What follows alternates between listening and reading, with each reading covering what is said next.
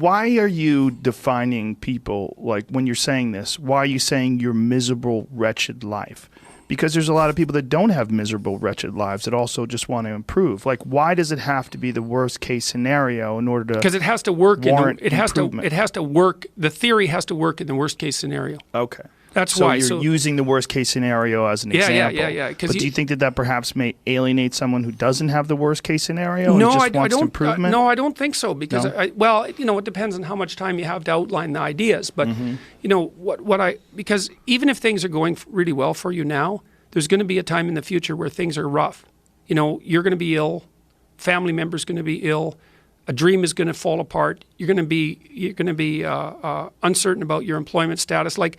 The flood is coming, right? The apocalypse is coming. It's always the case in life.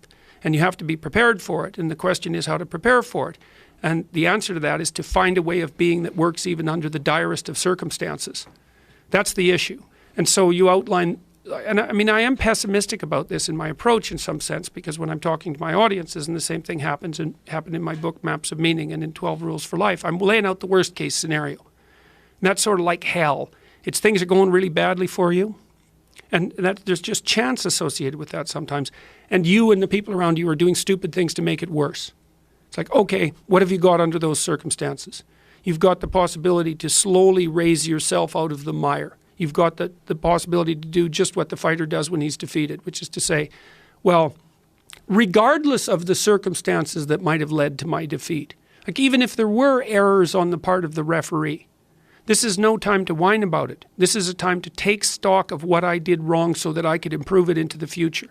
And that's the right attitude. In the Old Testament, one of the things that's really interesting about the Old Testament stories is in the Old Testament, the Jews keep getting walloped by God. It's like they struggle up and make an empire and then they just get walloped.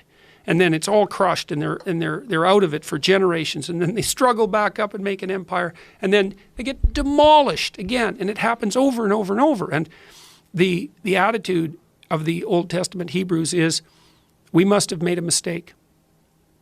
It's never to shake their fist at the sky and curse fate. It's never that. The presupposition is, if things aren't working out, it's my fault. And that's a hell of a presupposition.